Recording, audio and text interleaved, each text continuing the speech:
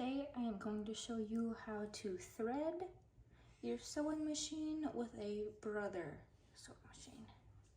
So it'll tell you on here too, make sure that your thread's going the right way.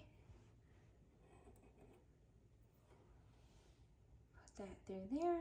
There's also, it should just pop through. There's a little silver hook right there.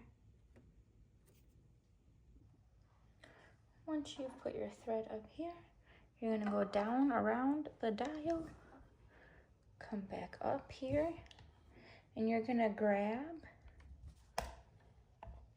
see that silver right here? You're going to grab that with your thread. You can move it up and down on the side. Pretty easy.